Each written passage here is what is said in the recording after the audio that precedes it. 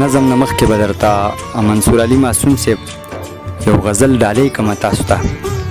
چې دنګې دروازې ساتم او خان ساتم،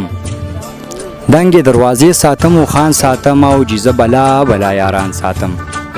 ځان په تصور کې مسلمان ساتم، مړه په توبو باندې ایمان ساتم، ځان په تصور کې مسلمان ساتم، مړه په توبو باندې ایمان ساتم، او جی په سندرو باندې مړ یم خو زړه کې مې ډېر قدر دا ځان ساتم.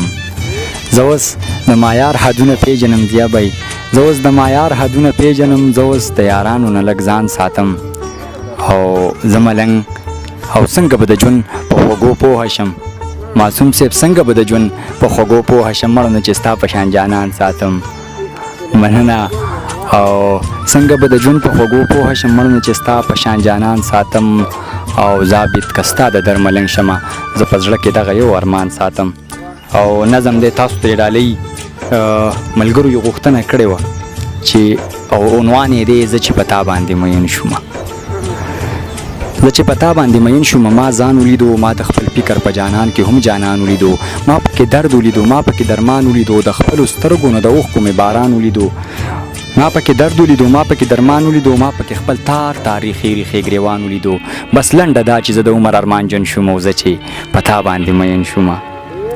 په تا مین شوم، د سرود په معنی ورسېدم، زه د قلهو او د درود په معنی ورسېدم، زه د ابراهیم او د نمرود په معنی ورسېدم، زه د بېخود او د خود په معنی ورسېدم، د هر زیان او د هر سود په معنی ورسېدم، د مشتری او تعرض په معنی ورسېدم، ښه د وختونو په لمبو کې لوغړن شوم، او زه چې په تا باندې مین شومه. زه چې په تا باندې مین شومه، بدنام شومه، د ژوند په هره فلسفه کې زه ناکام شومه، بیا په تبلیغ کې لاړم، بیا پکې امام شومه، دا پکې هم وشوه چې زه پکې د قام شومه، چې زه د قام شومه نو ښه پکې تمام شومه، تر دې چې زه پکې په دار هم سریام شومه. جانانه ځکه دې په هر کردار شکمن شومه، او زه چې په تا باندې مین شومه. زه چې په تا باندې مین شومه، شاعر شومه، زه د هر دهر د مین سره په ویر شومه. زه چې په تا باندې مین شومه، شاعر شومه، زه د هر دهر د مین سره په ویر شومه، د ډېرو خلکو په ذهنونو کې کافر شومه، دا پکې هم وشوه د ډېرو خلکو پیر شومه.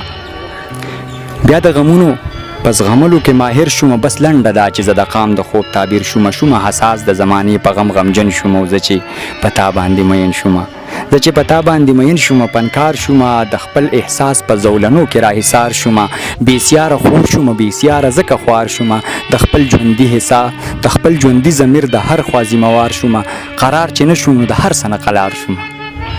قرار چې نه شوم نو د هر څه نه قلار شومه، د ژوند په هر پړاو د لویو ستونزو ښکار شومه، ځکه ملنګ شومه خو ښه پکې، ځکه ملنګ شومه خو ښه پکې شتمن شومه، او زه چې په تا باندې مین شومه.